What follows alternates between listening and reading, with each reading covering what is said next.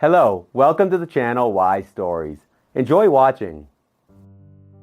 Wanda Castro was standing near a tall panoramic window, gazing thoughtfully towards the small, beautiful lake nestled deep within their large, flourishing garden. In that lake, there were enormous carp. "Look, Wanda, what a beauty," Nicandro said, embracing her. "We got them for you. So you can come here anytime and watch our small family." Nicandro smiled and pointed out a couple of exquisite fish, smoothly moving beneath the glassy surface of the water. "Look, the bigger one is me," he continued, "and this beauty with shimmering sides is you, Wanda. His female. His lawful wife. Look how happy they are. Just like you and me, Wanda." For a while, Wanda continued to gaze at the majestic fish, thinking about the fact that she was also swimming in the midst of the unknown waters of her own life. And just like these carp, she didn't remember who she was. She slowly shifted her focus to her reflection in the window. She was tall, of almost model-like height, slender as a birch tree trunk. Wanda possessed truly striking features. A platinum blonde who had turned 25 just last year, she seemed to have stepped straight out of a fashion magazine. Nevertheless, Nicandro claimed that's how they met. He said she used to be a model, planning to leave her tiresome business, while he was a successful banker, overseeing several branches of a major bank in the country. Her husband told her they met at some art exhibition, either dedicated to Impressionism or, on the contrary, something related to folk crafts. Nicandro said he no longer remembered precisely. "I wish I could remember something from all of that," Wanda thought bitterly to herself, "at least something." However much she strained her memory, however hard the businessman husband tried to help her piece together the events of that fateful day when she had a terrible car accident and lost almost all her memory except for her name, she never managed to recall anything beyond that. Her first memory after she had fully regained consciousness was the long road back home. She remembered the cozy interior of a luxurious car, where her husband was driving her to their lavish countryside mansion located in one of the most exclusive and meticulously guarded cottage settlements. Beside her was a middle-aged woman dressed in an exquisite sky-blue three-piece suit. Her hair was immaculately styled, and her makeup could rival that of the English queen herself. She appeared to be around 50, yet her figure was akin to that of a Hollywood star. She was taut, slim, with minimal wrinkles on her beautiful, albeit slightly cold, face. It later emerged that she was Nicandro's mother, Patricia Castro. The banker's mother owned a huge spa complex, hence, there were truly no equals when it came to matters of youth and beauty. At least, not in their city. After they arrived home, Nicandro and Patricia gave her a more detailed account of what had happened to her. "Dear, it's normal that you feel somewhat lost," her husband explained. "The accident you were in with your driver was simply horrendous. The driver died on the spot, and you—" Nicandro hesitated, as if finding it difficult to speak about it, unsure of how to choose the right words so as not to shock his already bewildered wife. Finally, he said, "Wanda, they had to piece you back together almost like a puzzle. Your brain was severely injured, and after several complex surgeries, you had to be put into an induced coma. Otherwise, you wouldn't have survived, my dear." Patricia, sitting right there, silently lowered her eyes and pressed her palm to her forehead, suddenly feeling overwhelmed with anxiety for her daughter-in-law. "You were in a coma for almost half a year," she whispered. "My son visited you every day, hoping that your condition would finally improve enough to wake you up. But initially, the doctors weren't optimistic. They said your chances of recovery were incredibly low. Yet, you did it, Wanda. You conquered death. You're amazing." When Patricia looked at Wanda again, tears filled her eyes. She immediately approached her daughter-in-law and embraced her sincerely. Wanda had no choice but to respond to this gesture with her own and embrace her, but much weaker. "I've been waiting for you, Wanda," Nicandro said in the meantime, wiping tears from the corners of his eyes. "You can't imagine for how long. Mom is right, even the doctors had given up hope, but I still believed that you would come back to me, my dear. Thank God, it happened. Now you're home, and I will never allow you to suffer again. Never." For a brief moment, the young woman looked at her husband, and it suddenly seemed like she had heard something similar before. Yet, it was under entirely different circumstances, and what exactly those were, unfortunately, she couldn't remember at all. Wanda herself felt as if she had slept through several decades in a row, and when she woke up, she found herself in a completely different time and place than where she had fallen asleep. She was constantly plagued by a sense of lethargy, physical weakness, and everything around her seemed somehow off, not as it should have been. Thank you both," Wanda slowly replied, and her mother-in-law finally released her from her overly strong grip. The young woman weakly smiled at both her mother-in-law and husband and added, "I must be very lucky to have such a sensitive and caring family. I will try to remember you. You and everything that happened before this terrible accident. I promise." Patricia exchanged a quick glance with her son, but in the next second, her husband and mother-in-law smiled joyfully. "Of course, dear," Patricia said, taking her hand, "we have no doubt about that. Nicandro will help you fill in all the gaps in your memory that formed after the coma. Honestly, we've prepared for this a bit. So, as soon as you're fully ready to begin, just let us know, all right?" Wanda nodded and unexpectedly asked, "Do you live with us too?" For a moment, her mother-in-law seemed taken aback, as if not expecting such a tactless question from her daughter-in-law. But then, realizing it was just normal, she softened. "That's right, dear. Nicandro, you, and I all live together in this wonderful house. I'll keep an eye on you if you don't mind," she said, looking attentively at her daughter-in-law. "Nicandro is at work most of the day. Besides, he's often set on business trips, sometimes abroad. I think it's better this way." Wanda turned a questioning gaze from hers to her husband, and he confirmed his mother's words. "Darling, you have nothing to worry about," he reassured her. "I'm on a short break right now, but in a couple of weeks, I'll have to return to the office. I want to be absolutely sure that nothing happens to you while I'm not at home. Mom kindly agreed to help me with that, even though she has a lot to do at her spa complex. I'm sure you and Mom will have a great time together. After all, you two were inseparable even before the accident, like true friends." And he laughed softly, glancing at his mother as if seeking her support. She didn't keep him waiting, and she laughed too. "Absolutely. We will discuss so much, prepare so many delicious things. You won't feel lonely with me, that's for sure." Patricia gently patted Wanda's hand. But it seemed to Wanda that the gesture was somewhat contrived, as if her mother-in-law was emphasizing their friendship, implying that her husband might have slightly embellished their true relationship with Patricia. Either way, at that moment, Wanda didn't say anything, she just smiled at her loved ones. She was truly exhausted, and the only thing she really wanted at that moment was to get some rest. Her relatives didn't object to Wanda's desire and led her to the room prepared for her. Almost a year had passed since then, but the young woman hadn't made much progress in her numerous attempts to remember the life that preceded the accident. It was as if someone deliberately drew an invisible line between these two halves, and everything that came before was irretrievably lost. Her husband helped her as best as he could from his side. He showed her their wedding album, filled with numerous photographs of both the celebration itself and moments from their everyday lives. There they were, happy and incredibly beautiful, posing for the photographer amidst 20 friends. Wanda was dressed in a magnificent designer dress the color of warm milk, entirely embroidered with silk and silvery crystals, forming an intricate pattern reminiscent of Scandinavian ornament.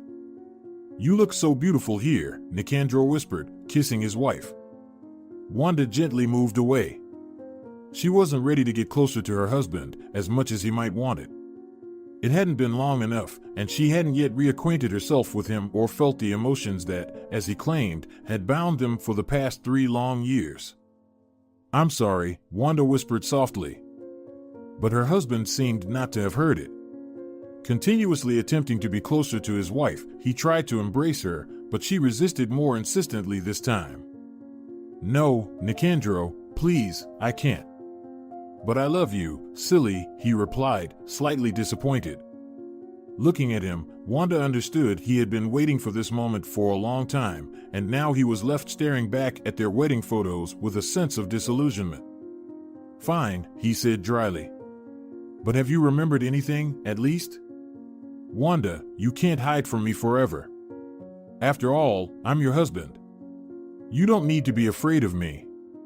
Maybe if we started living together again, as before, you could quickly not only remember but also feel the same love for me that I experience for you every day."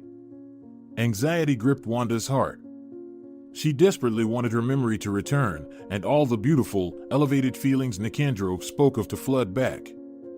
But looking at the colorful pictures, she didn't feel anything at all, not even a hint of a memory. Wanda felt terribly ashamed, so all she could manage was to shake her head negatively. "That's what I thought," her husband spoke in a much colder tone. "Wanda, sometimes it seems like you're not even trying to remember anything. I understand, it's hard for you. But you could at least try to trust me and Mom. Since your memory still doesn't want to return to you. Look at your right hand." Wanda obediently stared at her right hand, where her ring finger was adorned with an engagement ring with a huge pink diamond. Nicandro caught her gaze and gave a short nod. "You see? I gave you this ring on the day I proposed to you. And you were so happy to receive it. So happy that you immediately said yes to me." Nicandro, Wanda tried to justify themselves, but her husband gestured for her to stop. "Please, let me finish," he said. His expression immediately turned sorrowful. "You don't remember now, but we were always part of the same whole. We loved each other so much that we even made special vows at our wedding." Nicandro rummaged through his wife's bathroom and retrieved a large envelope. Inside was a folded sheet of textured paper, neatly creased in half. The sheet displayed a typed love letter, in which Wanda expressed her feelings to her future husband.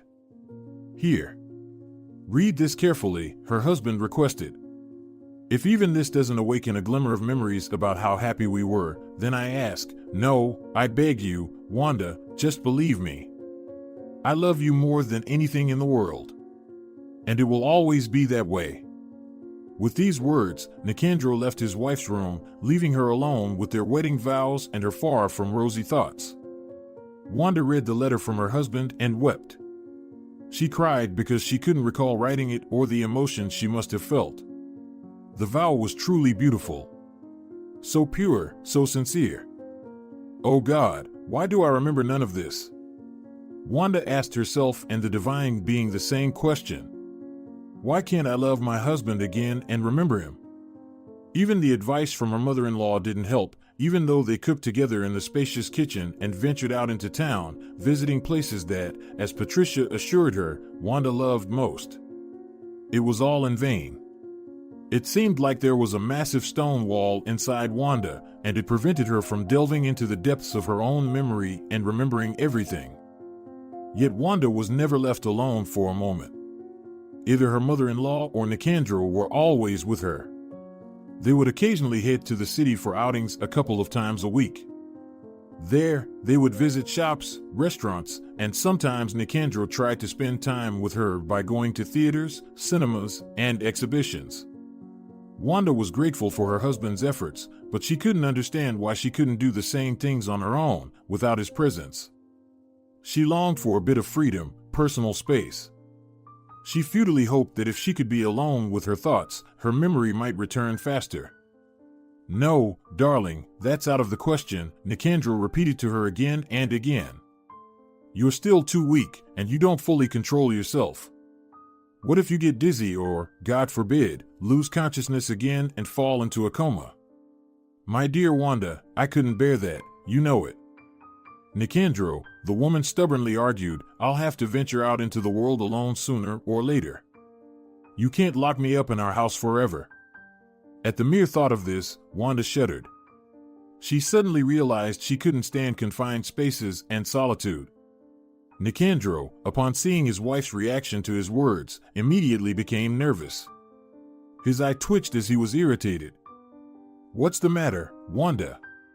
Did you remember something?" he oddly asked. "No," she replied. "Why do you ask?" Her husband relaxed and said more gently, "It seemed like you felt something new," Nicandro said. "Perhaps you remembered how we used to argue in a similar way." Wanda shook her head negatively. "Not entirely, but you're right. I realized that I can't be alone for too long." At that moment, something pushed Wanda from within, and she looked closely at her husband. "Nicandro, why hasn't anyone from my friends called me even once during all this time? Do I not have any friends?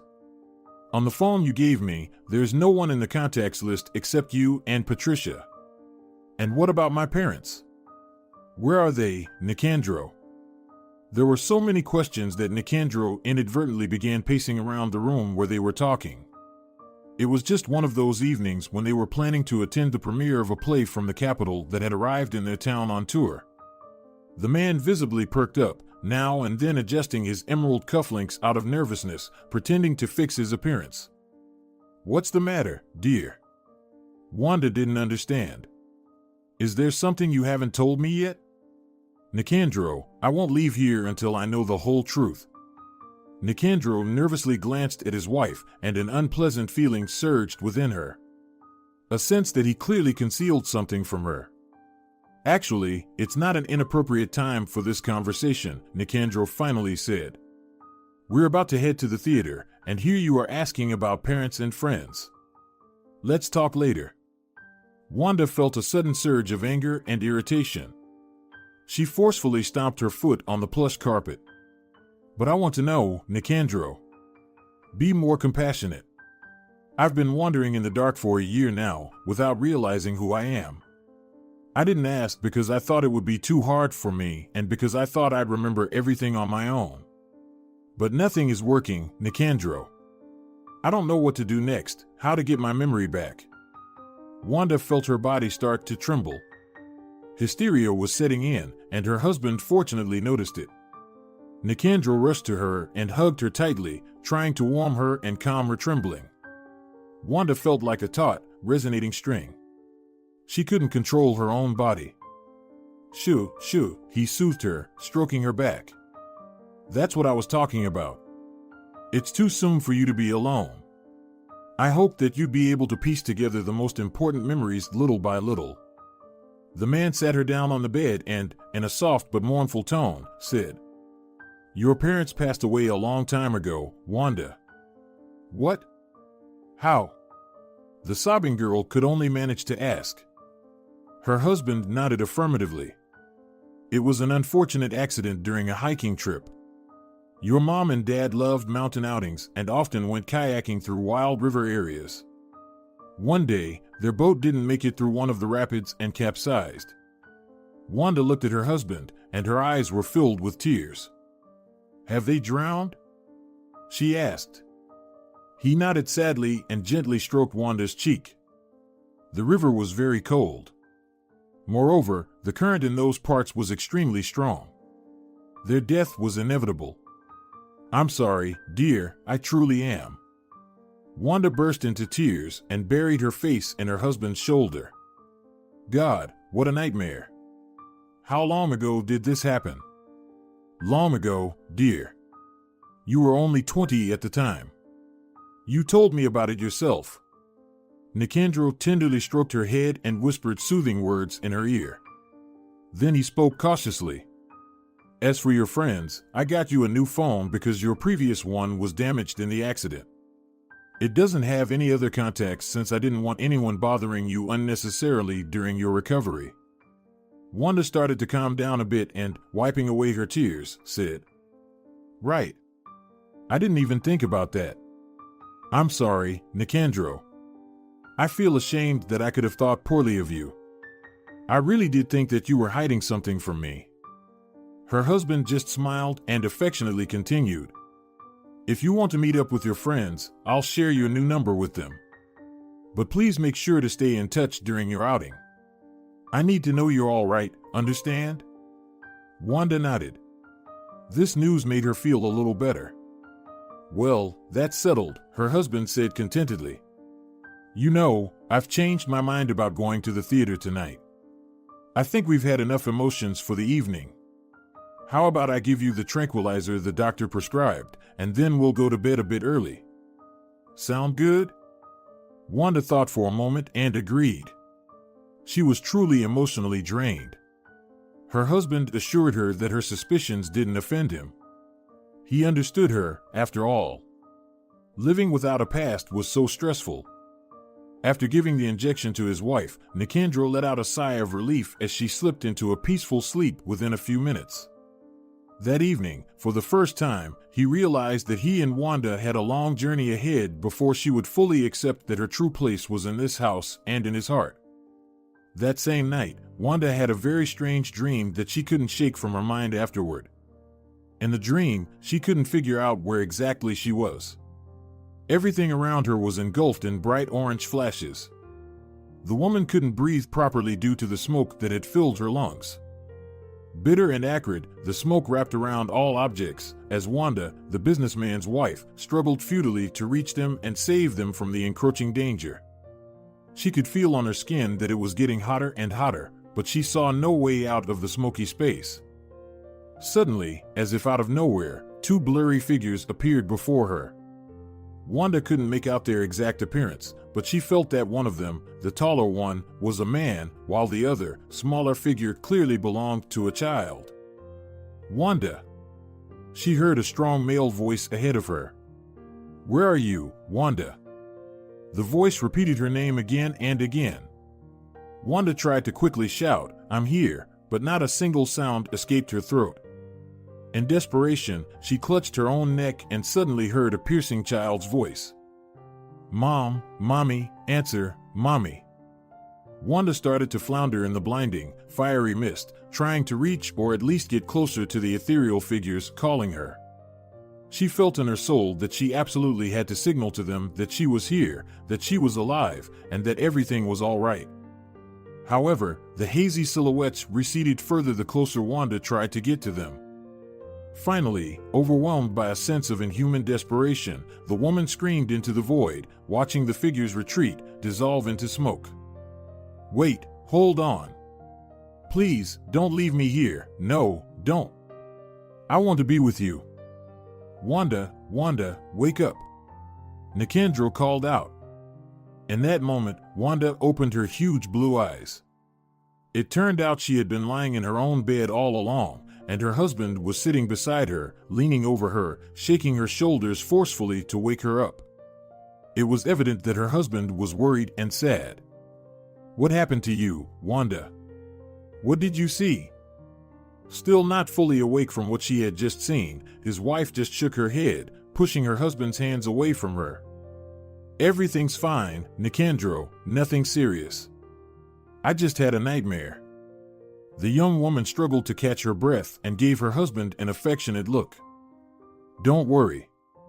Give me a couple of minutes, okay?"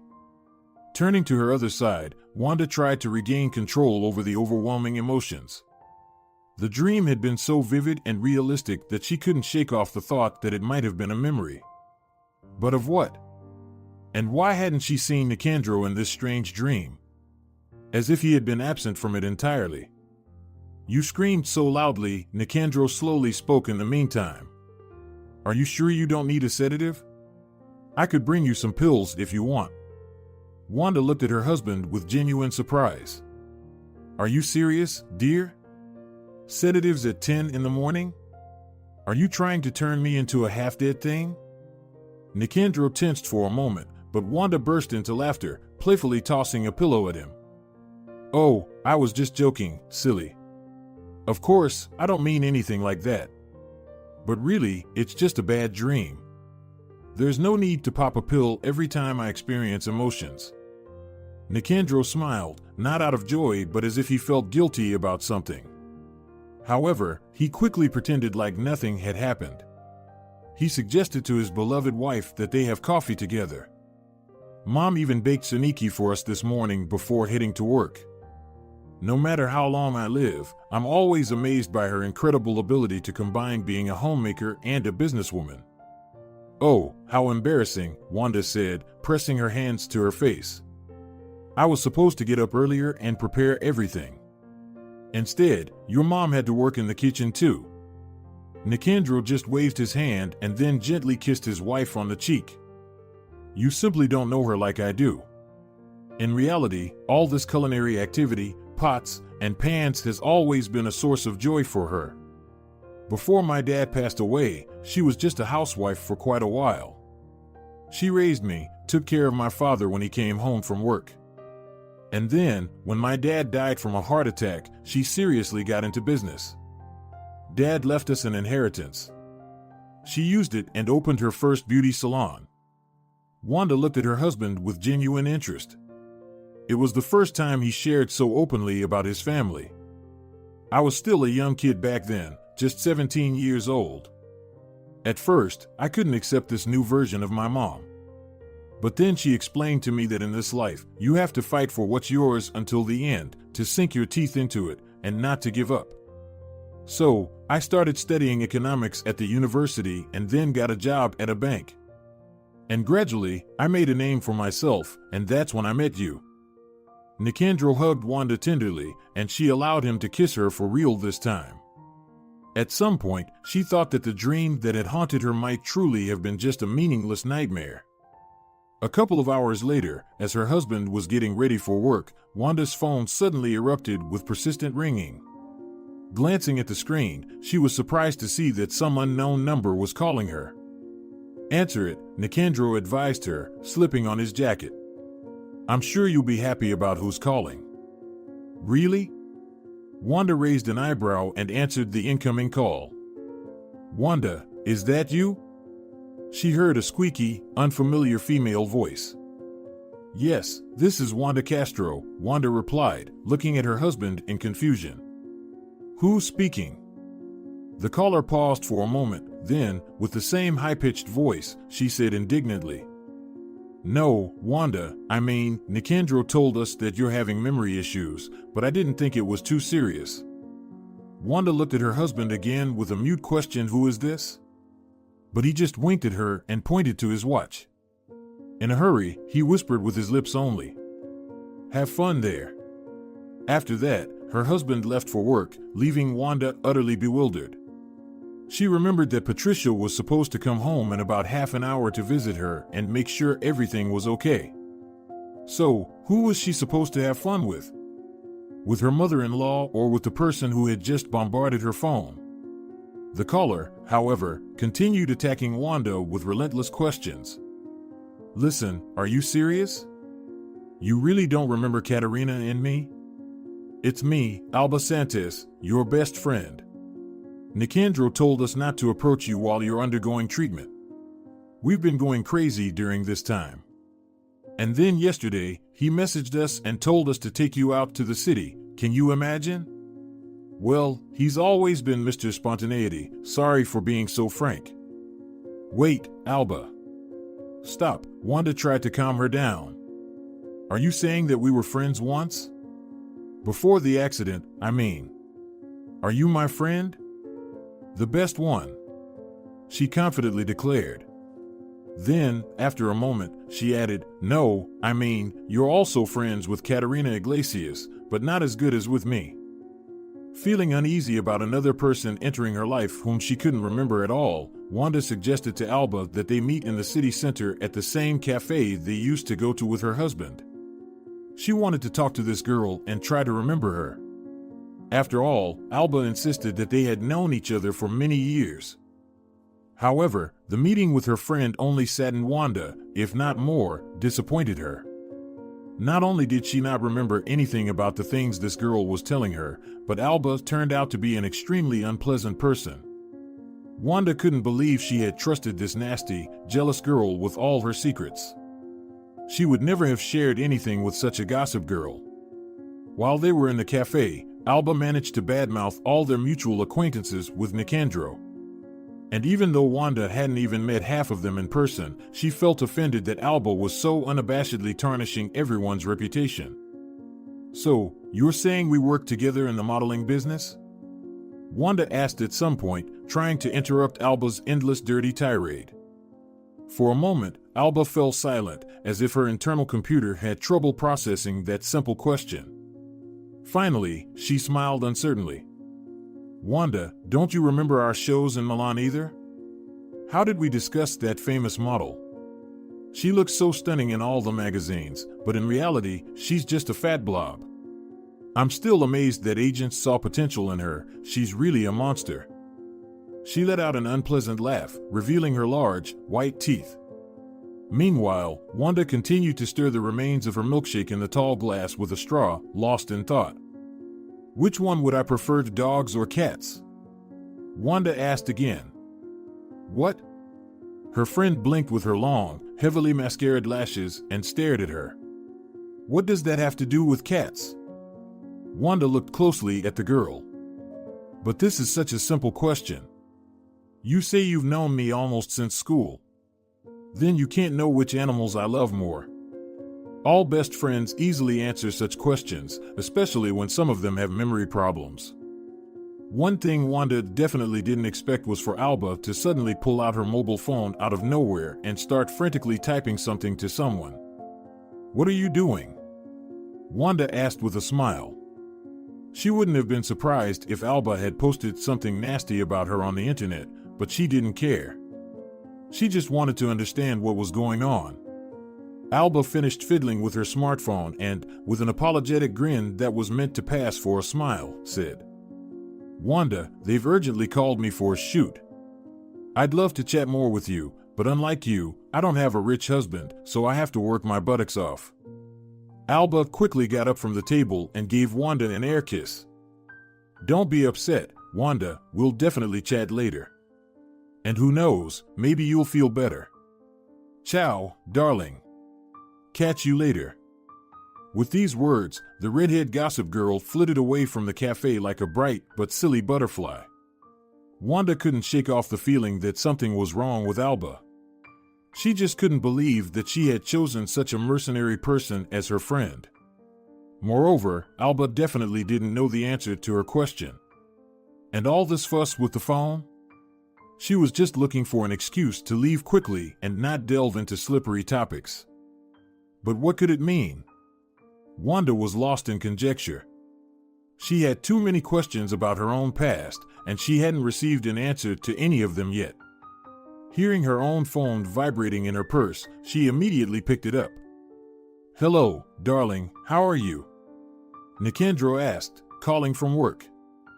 To be honest, not very well, his wife admitted. I didn't like this Alba at all.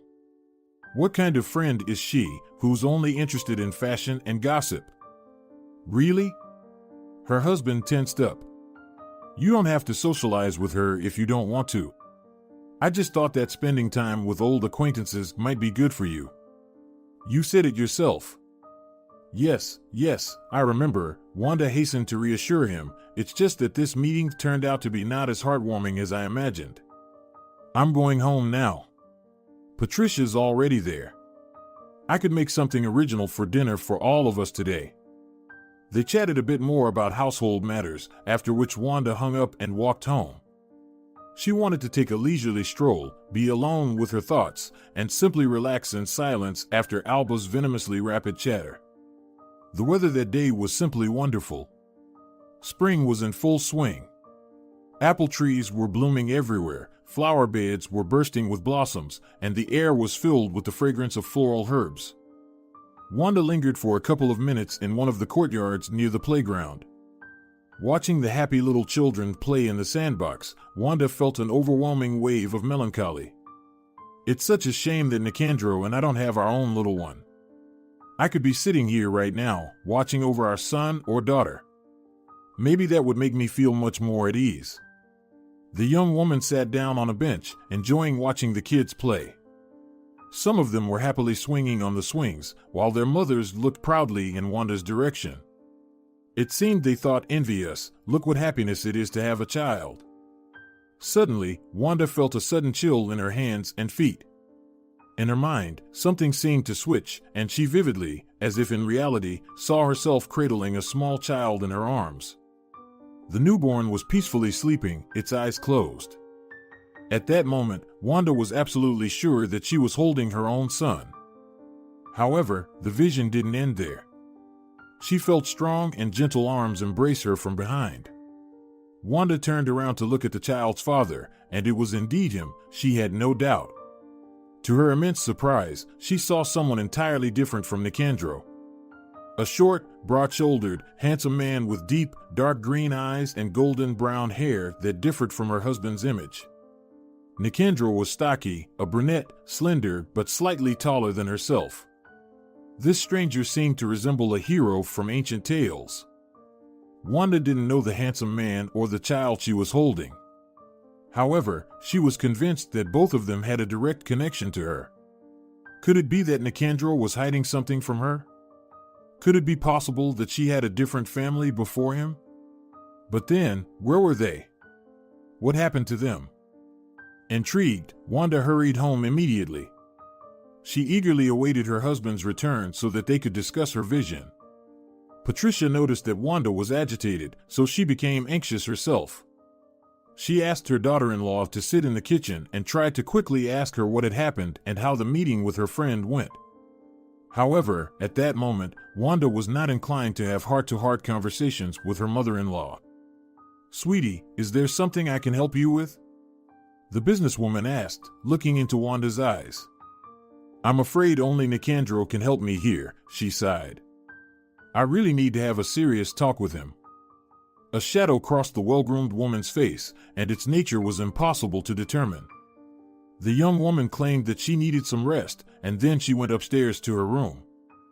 Later that evening, when Nicandro returned home, Wanda immediately called him and honestly told him about her sudden memory.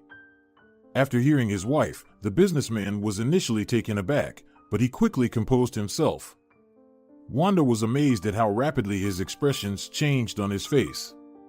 In a matter of moments, she could discern surprise, anger, bewilderment, and then an unruffled calmness that concealed all other emotions.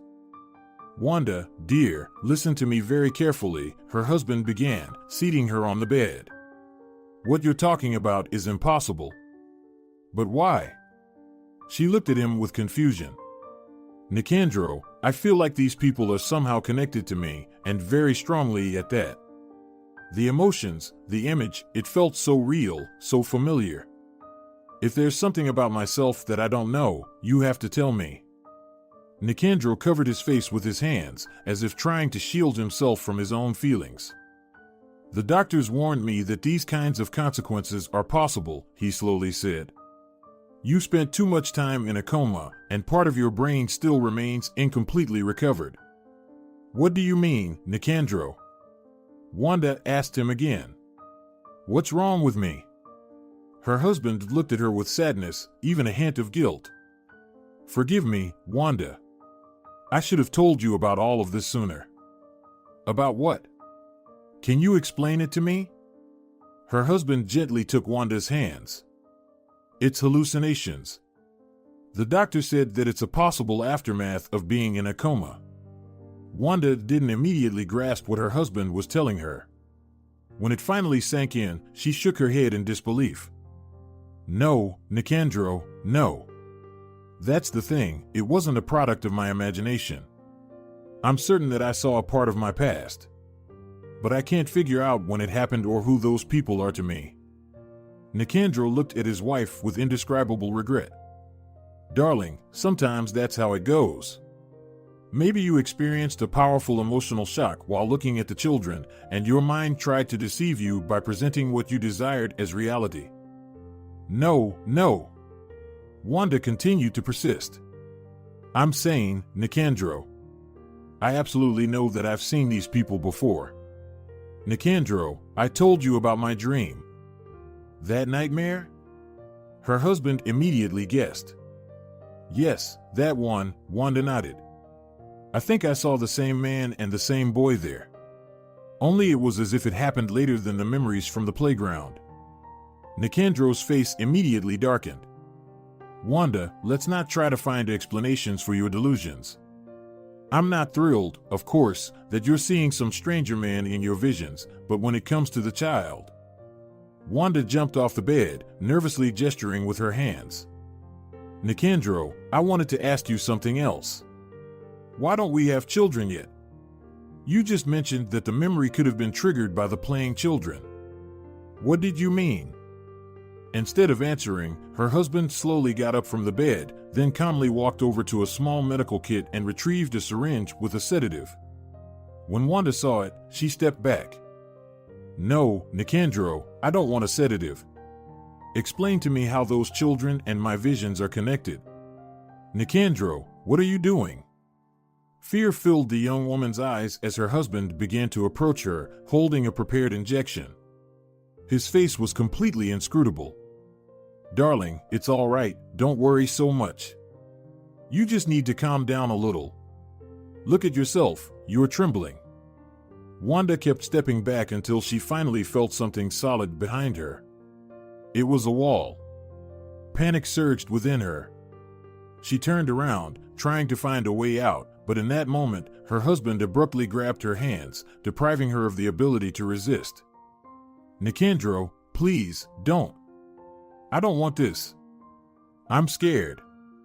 Nicandro forcefully pulled his wife closer and, with a deft motion, injected the sedative into her neck. "Shush, he whispered, don't be afraid, my dear, don't be afraid, everything's fine. I'll never let you go. We'll always be together." Wanda's vision immediately blurred. The room suddenly became foggy. When Nicandro loosened his vice-like embrace and gently laid her on the bed, the woman looked at him with an utterly vacant stare. Her body went limp, and she could no longer control it. "Nicandro," she managed to whisper in a weakened voice, her eyes silently asking, "Why?" "Darling, we don't have children because you're infertile," her husband unexpectedly said affectionately. "I didn't want to talk about it to avoid traumatizing your already fragile psyche. But now I see that we can't avoid this, Wanda. I'll have to call a psychotherapist for you tomorrow. He'll prescribe a new course of medication for you, and you'll definitely recover." "No! No!" Wanda wanted to scream, but she couldn't utter a word aloud. She didn't know what drug her husband had injected, but she was certain that it certainly wasn't a sedative. "Feels more like a tranquilizer," a thought suddenly flickered in her mind on the very distant edge of her consciousness, between dream and wakefulness. "We used to give something like this to horses on our farm." Wanda didn't have time to latch onto this thought, because suddenly everything around her plunged into darkness. She only woke up the next morning. Nicandro wasn't by her side, so Wanda cautiously slipped into the shower to wash away the remnants of sleep and the semi-conscious state caused by the strange medication.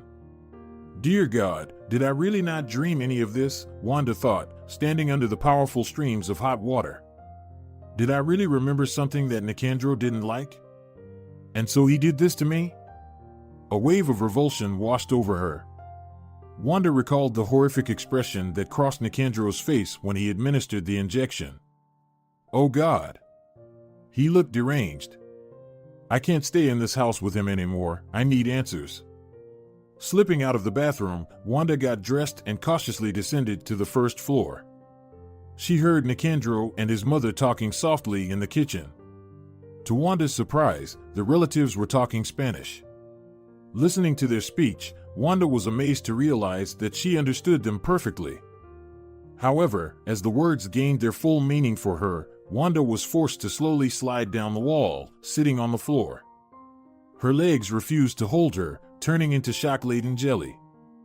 "I told you that you're playing with fire, Nicandro," Patricia scolded her son. "You're just mocking the girl in vain. Today she remembered her son, and tomorrow? Heaven forbid, she remembers Pablo and connects the dots. What will we do if the whole truth comes out? Keep your voice down." Nicandro snapped at her in Spanish. "I don't even know why this happened. The doctors said the effects of the drugs were 100% certain. She wasn't supposed to remember anything from her past. Nothing that happened to her before me."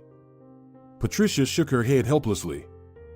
"Do you even realize what you've done, son? You've broken her entire life, and you're continuing to do the same. She'll never love you, she can't. She's attached to—" "No, Mom." He was unable to contain himself and shouted loudly. "Wanda is mine and only mine. Got it? I won't lose her, and I won't let you separate us." "Stop it, Nicandro," Patricia pleaded. If you don't stop now, it will only get worse. Do you really want a wife with the memory of a fish? She'll actually go crazy soon. Are you trying to push her to that point? For a moment, they fell silent. Then Wanda heard Nicandro dialing someone's number on his phone. He never turned off the sound of his keyboard, so the numbers and letters chirped lightly every time he touched them. "What are you doing?" Patricia asked him coldly in English. "Calling Wanda's doctor," he calmly replied. "Don't you dare." His mother hissed threateningly. "I'm not going to be a part of this mess anymore. I've only put up with all of this for your sake." "Don't worry, Mom, I'll handle everything," Nicandro confidently stated, then started a conversation with someone Wanda couldn't hear anymore. However, this was enough for the woman. Holding a hand over her mouth to stifle the scream of fear, Wanda struggled to her feet and quickly limped back to her room. There, the businessman's wife hastily packed a few items of spare clothing and personal belongings into a backpack. Wanda needed to wait for the moment when Nicandro would leave for the airport. A couple of days ago, he told his wife that he was going on a very important business trip to London. This trip was Wanda's only chance to save her life. She heard her husband's footsteps on the stairs, and quickly shoving the backpack under the bed, she lay back down and pulled the blanket up to her chin, pretending she wanted to rest a bit longer. "There you are, my sleepyhead," Nicandro said with a smile as he entered the room. "It's almost 10 o'clock. It's time to get up." The man gently stroked his wife's head, and she managed to force a faint smile. Pretending she hardly remembered the previous evening, Wanda sweetly stretched and placed her hands on her husband's shoulders. She couldn't let him suspect anything, so she played her role well, even though it was against her will. "I'm leaving today, remember?" Nicandro asked her, and Wanda nodded in agreement. "Mom will look after you until the doctor arrives," her husband continued, and in that moment, cold prickles of dread ran down Wanda's spine. "Behave well and do everything the doctor tells you, okay? And I'll try to come back as soon as possible. I think, in about 10 days, no more." Wanda's heart raced in her chest. 10 days.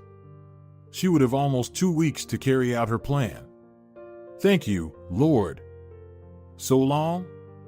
Wanda asked aloud, desperately portraying the role of a dutiful wife.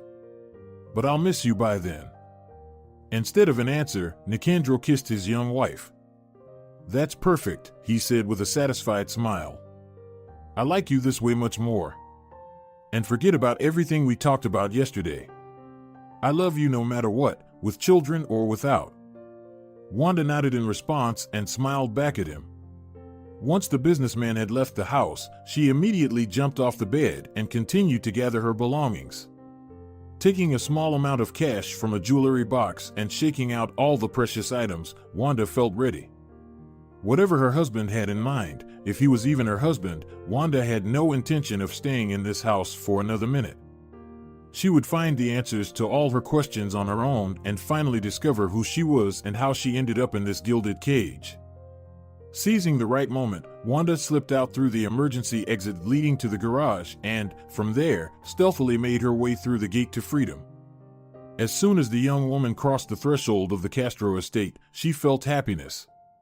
Freedom. Wanda thought to herself. There's nothing better or more precious than this. Taking a bus to the city, Wanda immediately headed to an inconspicuous yet decent hostel she had managed to gather information about beforehand. She needed to hide in a place where Nicandro wouldn't find her right away. That's why any option of a hotel or upscale resort was immediately dismissed. First, she didn't have enough money to pay for a room in such places. Second, Wanda wanted to minimize using her husband's credit cards. She understood that as soon as he realized she was missing, the first thing to check would be her cards. Settling into her small room, Wanda opened her laptop and began searching for information about herself first, and then about all the psychologists in the city who used hypnotic methods in their work. As she suspected, there wasn't much information about the Castro family on the internet, with most of it focusing on Nicandro and his mother. However, Wanda did find a few posts about their wedding, but these short articles lacked details or photographs from the event. It's all so strange, Wanda thought to herself as she scrolled through the online feed of a fashionable society magazine. Usually, when someone important gets married, the journalists are all over it, but that clearly wasn't our case. Once she finished her mini investigation, the young woman switched to searching for a hypnotist. Fortunately, luck was on her side. She managed to find a private clinic where a psychology professor practiced regressive hypnosis. Changing into more suitable clothes, Wanda pretended to be a wealthy and affluent lady and headed to the address provided on the website. The psychologist turned out to be a pleasant elderly man, around 60 years old. After carefully looking at Wanda, he asked, "I apologize if I mind your business, but as a specialist dealing with issues of consciousness, I still need to know why exactly you need hypnotherapy sessions and what you're expecting from them." Wanda answered without hesitation, showing no signs of discomfort. "I want to regain my memory. About a year ago, I was in an accident and fell into a long-term coma. This led to amnesia." The professor's gray eyebrows involuntarily lifted. "Oh, really? I apologize, I didn't know. But wait, you're saying you've been out of the coma for quite a while now? Then why don't you remember anything?" Wanda hesitated for a moment, thinking about how to explain the entire situation to the psychologist. Finally, she responded, "It's not that I don't remember certain moments. The problem is that I don't remember my life before the accident. Absolutely nothing."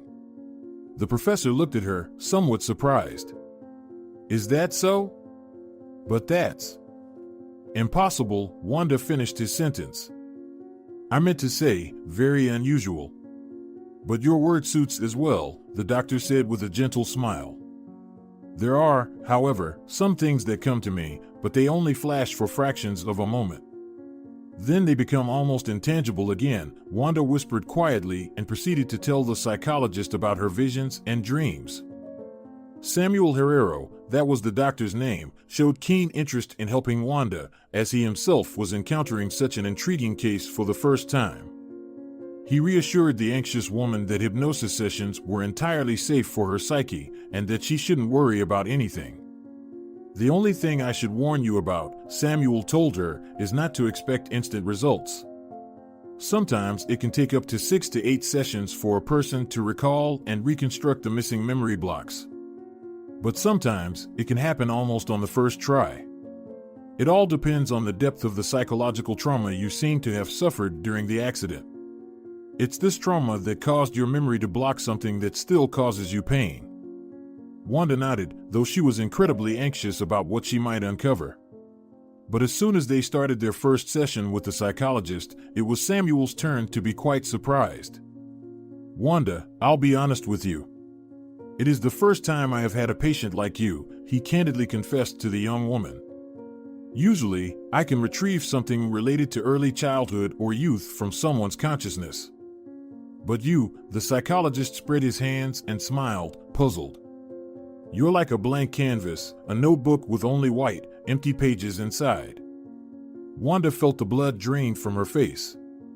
"Can that really be possible?" The doctor paused for a moment and then nodded. "Yes, but only if strong-acting drugs were administered to you during treatment. In sufficient amounts, they can not only erase memories but also completely obliterate the identity of the person taking them. If possible, I would like to review your medical records. It could shed light on what's been happening." Sadly, Wanda shook her head. "I'm afraid that's not possible, Samuel. The records are most likely with my husband, and let's just say we're not on the best terms right now." In response, the psychologist simply shrugged. "Well, then all we can do is hope that your memory gradually relaxes and releases all the necessary information." On that day, Wanda returned to the hostel deeply disappointed. It could be true what the doctor said. Nicandro had never told her about the methods doctors used on her to try to restore brain function. A week had passed, and she still hadn't remembered anything, even after 3 sessions. Samuel had tried various approaches, from tests to art therapy, just to trigger even the slightest hint of memories inside Wanda's mind. But all efforts were in vain. At some point, Wanda had nearly resigned herself to the idea that, for some reason, she might never remember her life before the accident. However, the doctor assured her it was too early to give up. "I'm sure we can achieve some results," the psychologist insisted. Wanda had nearly lost hope. The saddest part was that she hadn't seen the flashes anymore, the ones where the mysterious man and the little boy appeared. Could it have all just been the fruit of my imagination? She thought in despair, wiping away tears from the corners of her eyes. She wanted so much to believe that these people held the key to her identity and past life. During the third session, something strange happened. When the psychologist had already induced Wanda into a trance, a fire alarm suddenly went off in the room, and the smoke detector began emitting a piercing sound. Startled, Samuel jumped up from his chair. Wanda, however, felt a strange sensation, as if something similar had happened to her before. Since she couldn't exit the trance without the psychologist's help, she tried her best to cling to this déjà vu feeling, hoping that it might lead her to something. And it worked. The white mist that had enveloped Wanda during her hypnosis sessions suddenly began to dissipate. Before her eyes, images from the past started flickering one after another. They crashed upon her with such intense force that if it could be described physically, it felt as though a powerful surge of water was knocking her off her feet, breaking through the dam of artificial chemicals that had held it back for months. Wanda suddenly felt short of breath and tried to open her mouth wide to inhale when, in the same moment, she sensed an acrid, bitter smoke. Inhaling that smoke in her memories, Wanda finally remembered everything. Her name truly was Wanda, but her last name was not Castro, it was Blanco. And Nicandro was not her husband at all. Just a little over a year ago, she had an entirely different, absolutely happy life. Her real husband's name was Pablo Blanco, and he indeed was the broad-shouldered, handsome, wealthy man from her visions. Pablo was a businessman specializing in the agricultural sector. In simple terms, Wanda and Pablo owned a huge farm in another town as well as a small breeding laboratory where Wanda herself developed new flower varieties and some other types of plants. Wanda had never worked as a model. She remembered that she had a biological education, and she learned Spanish while she was still a student in courses 5 years ago. Even the story about Nicandro's parents was a lie. They did pass away, but not in the way he had described. There was no hiking trip involved. Wanda's mother, Agata, died of a stroke when Wanda was 19. Her father, Prudent, died much later due to an accident. He went fishing, fell through the ice, and died from hypothermia. So, there was not a single word of truth in the words of Wanda's supposed husband. "Pablo," she whispered in the trance, "Lobo, my dears, how could I have lived without you for so long? Where are you, my loved ones?" They called their little 3-year-old son Lobo, whom the Blanco spouses cherished more than anything else in the world. Pablo and Wanda could be called a perfect couple. Their life was also perfect. Until Nicandro Castro appeared in it. Wanda remembered very clearly the day when his SUV showed up on the driveway in front of their farm gates. Nicandro introduced himself as a major investor and told Pablo that he wanted to see his farm since he had heard so much about their environmentally friendly agricultural products. Pablo didn't mind showing Nicandro around the farm, but he was not enthused about the idea of a city businessman, completely unfamiliar with their trade, suddenly thinking that he could dictate terms to the Blancos based solely on the fact that he had invested a certain sum of money in their production. However, Nicandro was quite persistent. And all the while Pablo was giving him a tour, the banker painted rosy prospects for their farm entering the international market. Pablo was a very warm-hearted and decent person, and at the end of the day, he invited Nicandro to have a coffee at home. It was then that Nicandro Castro saw Wanda for the first time. The young woman, neither by word nor deed, gave the urban investor any reason to hope for something more than just hospitality and politeness. However, struck by Wanda's truly rare beauty, Nicandro firmly decided to win her away from her lawful husband. Wanda recalled that even then, his infatuation seemed more like a strange obsession. That evening, Nicandro couldn't take his eyes off Wanda, and Pablo, being far from foolish, noticed it right away. Wanda, Pablo, Nicandro bid their farewells, frequently glancing sideways at Wanda. "I think I'll drop by again next week. If you don't mind, of course. I want to show you the development plan for the farm. I'm sure you'll have every chance to become one of the most popular farming enterprises in the country in the shortest time." "Well, we'll see," Pablo responded evasively. "Let's not jump ahead, Nicandro. After all, everything you see around here belongs to me. And as the owner, I have the right to have the final say." At that moment, the tall, green-eyed man looked pointedly at Nicandro first, then at his wife. Flustered, Wanda excused herself to the kitchen, pretending that she needed to wash the dishes left by the guests. She didn't hear the rest of the conversation. However, she saw clearly through the window that when Nicandro was leaving their yard, he angrily kicked an old bucket standing there. Then, he walked to his expensive car and, getting into its cabin, slammed the door loudly behind him. When the businessman briefly raised his face, Wanda managed to see the terrifying expression that distorted his features. It was exactly the same as it was on the day he gave Wanda that horrible injection. "What did you say to him?" she anxiously asked Pablo when he entered the kitchen. She didn't like that abnormal gleam in Nicandro's eyes. "Oh, nothing special," her husband replied with a slight smile.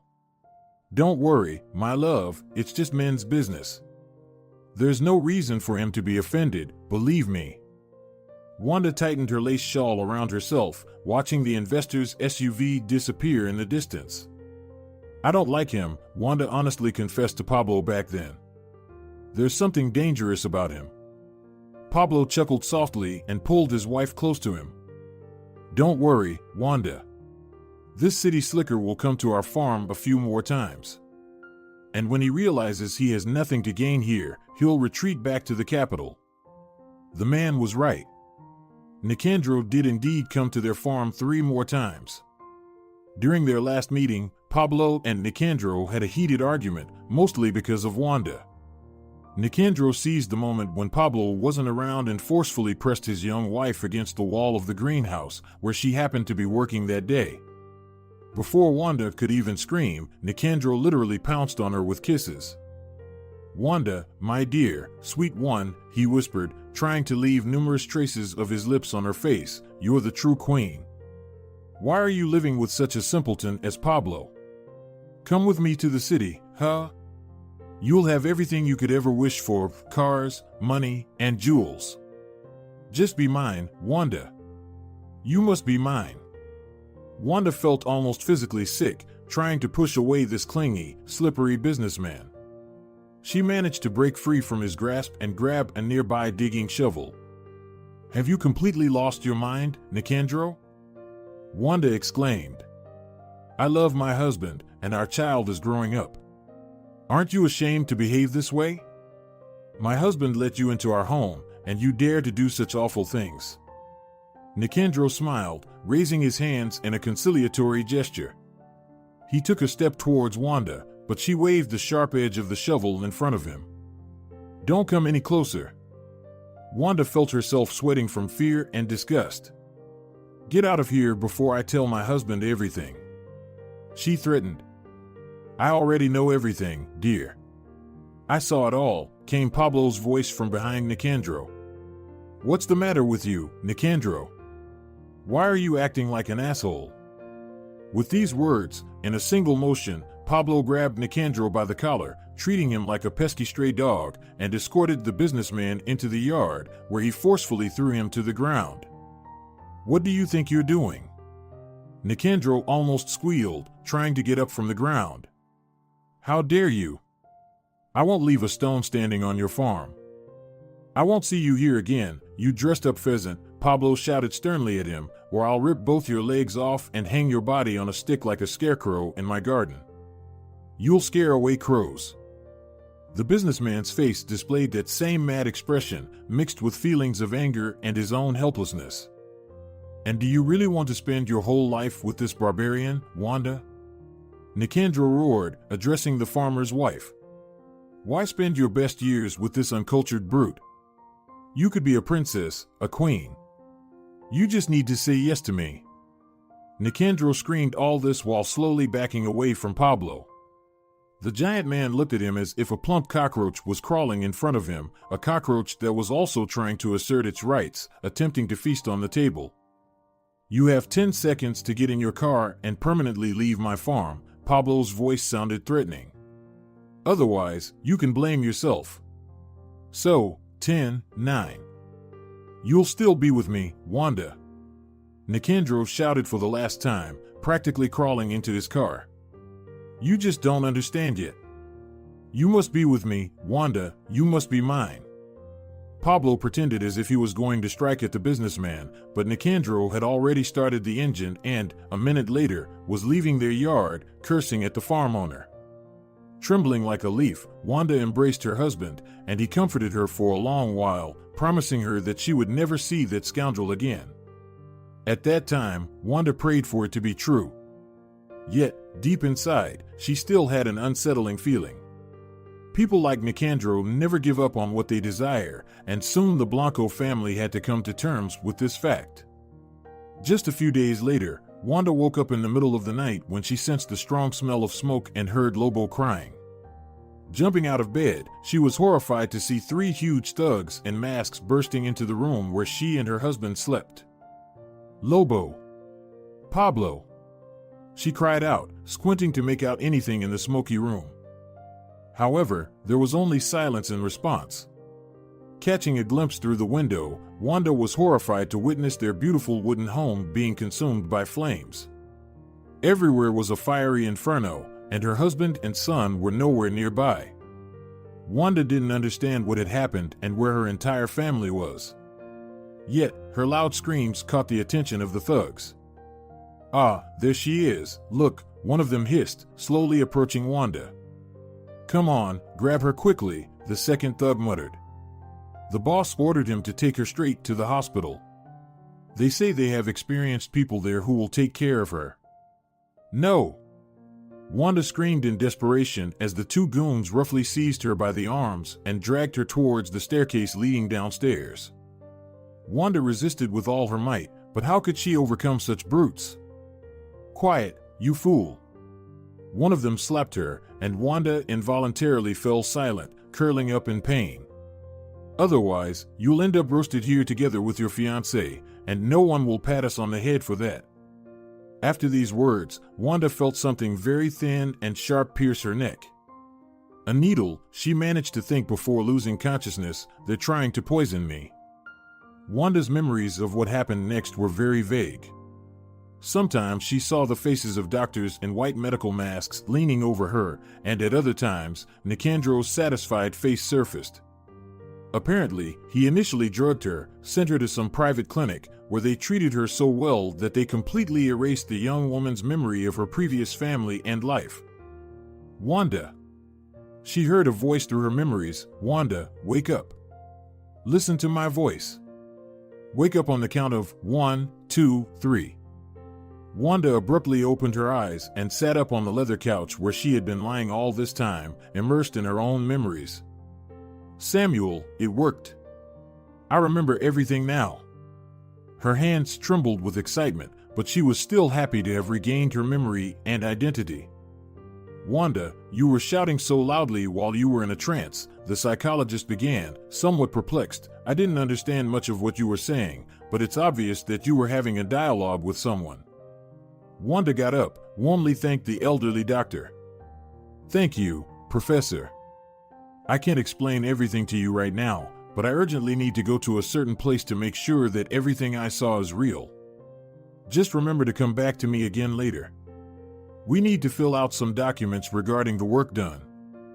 "Absolutely, Samuel," Wanda assured him, shaking his hand firmly. "And now, I'm sorry, but I really need to go." The psychologist couldn't hold his client back. He simply smiled and wished her luck. "I'm glad you managed to find yourself again," he said. "Me too," Wanda nodded. "If it weren't for you and that fire alarm, I don't even know what would have happened to me next." Rushing from the psychologist's office straight to the train station, Wanda waited for the first train heading to her town and hopped aboard. Arriving at her desired station, she headed straight to the bus stop and took a bus from there to her family farm. As she approached the gates of the place that had been her home for many years, Wanda's heart ached with pain and despair. Her house, all the buildings, and Wanda's personal experimental greenhouse, everything had been destroyed by fire. The fire had been so fierce that there was absolutely nothing left of the former glory of the agricultural complex, except for huge black patches of ashes and pieces of scorched earth.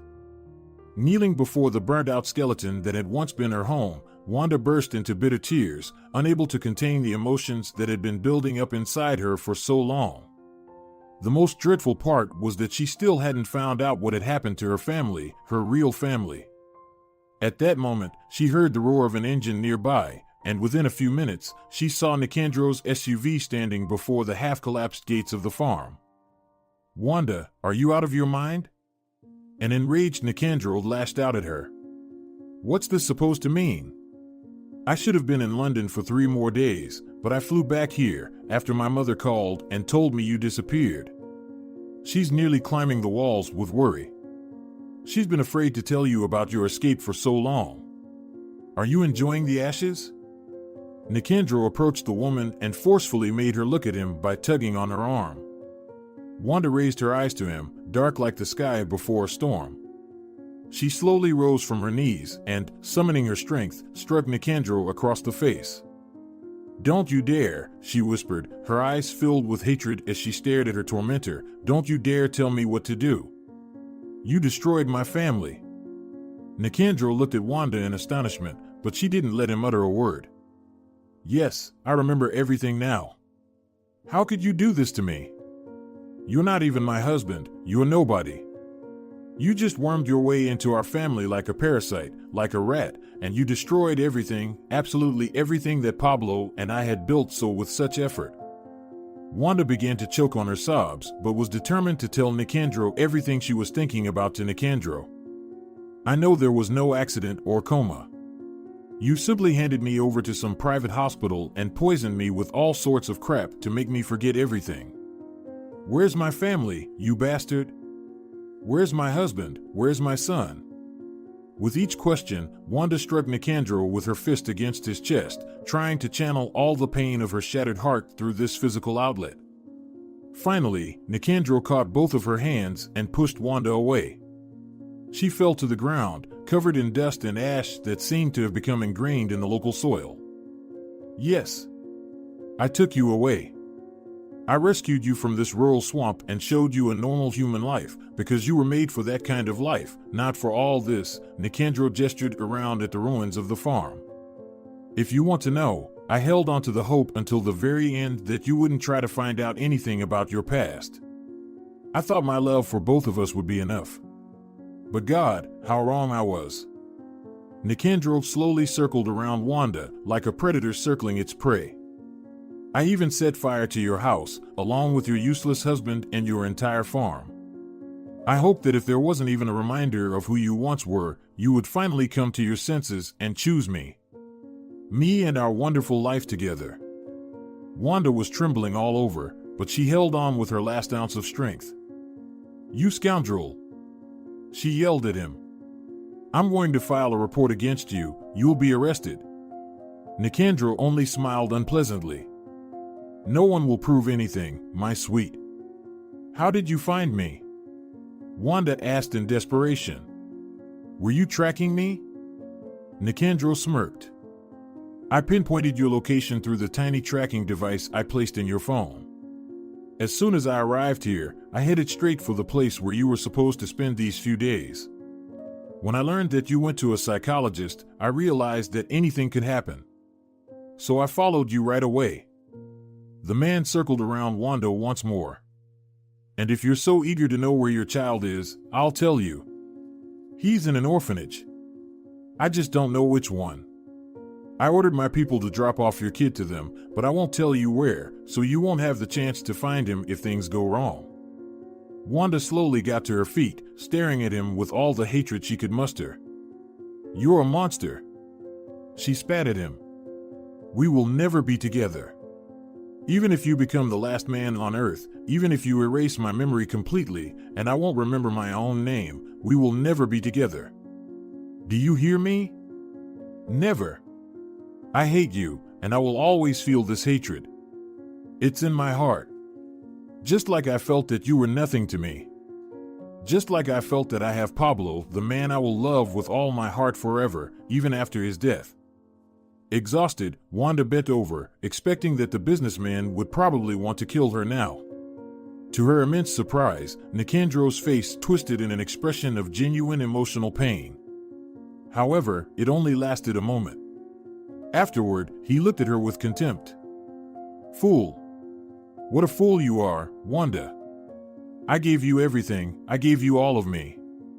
And you, ungrateful hysteric, for some reason, delved into what you shouldn't have known at all. Nicandro forcefully kicked Wanda in the stomach, and she instantly choked from the pain. Stars flickered before her eyes. Forgive me, Wanda, Nicandro said, pulling out a gun, but you brought this upon yourself. If only you had listened to me instead of your foolish heart, everything could have been so different now. Realizing that it was inevitable she would end up there, Wanda tightly closed her eyes and whispered softly, Pablo, my dear, I'm coming to you, my love. And in that very moment, she felt a shadow pass by her. A loud crash followed, but she didn't feel anything, only shrinking in horror. Opening her eyes, she saw someone large and strong delivering blows to Nicandro one after another, knocking the gun out of his hand. You're a scum, a bastard. She heard her familiar, gentle voice. Pablo? Wanda uttered, hardly believing her ears. Could it really be you? Are you alive? Pablo, having knocked out the villainous businessman, slowly straightened up and turned to his wife. Wanda. Rushing to his spouse, he embraced Wanda tenderly, holding her tear-streaked face in his hands. It's all right, my love, everything will be all right now. I'm alive, I'm here. And him? She nodded towards Nicandro. Haven't you? Pablo just smirked mischievously. Don't worry. This bastard will live. But for now, he'd be in jail. I recorded everything on video, how he tormented you and what he said about our farm. I think the police will find that quite sufficient. Wanda cautiously stepped back from her husband. Pablo, tell me, what really happened then? How did you manage to escape? And Lobo? Did you hear what he said about our son? The man affectionately stroked her cheek and smiled gently at her. Calm down. Lobo is home. We're living in a different city now. I couldn't stay here knowing that you were gone. Well, at least that's what I thought at the time. Pablo told Wanda that he had managed to escape the burning house in the nick of time when he realized everything around him was ablaze. They knocked me out, those morons. I saw them trying to break into the house, so I wanted to give them a fight. But they were stronger, damn bastards. I woke up in the shed. Apparently, they hoped I would burn alive there. Little did they know we had a small escape hatch there. I had accidentally covered it up with garden tools. You couldn't see it from the inside. Pablo looked around to make sure Nicandro was okay, meaning unconscious. Luckily, he lay there without moving. That's how I got out of it. I smashed the glass first, and then pried the boards off to make it easier, Pablo explained to his wife. Afterward, his gaze turned incredibly sad. He hugged Wanda again, and she embraced him even tighter. I had already arranged your funeral, Wanda, he slowly said. When they extinguished the fire, all I found were your bracelet and ring. I thought you had perished in the flames. Wanda looked at Pablo with indescribable love and devotion in her eyes. No, they drugged me and took me away. Have you heard it? Yes. And he will have to answer for that in court. You'll see, her husband reassured her, his eyes blazing with righteous anger at that moment. I found our son almost immediately. I couldn't believe they were willing to kill an innocent child. Thankfully, he's safe. Pablo wiped his forehead with the back of his hand. Wanda noticed the first hint of gray in his temples. My dear, Wanda caressed his hair, Have you found our son? Have you found Lobo? These thugs aren't as smart as their owner expected them to be, her husband explained. They handed our son over to the nearest orphanage. I didn't even have to travel to another place. I went and got him right away. He was quite frightened, of course, but he's a tough kid.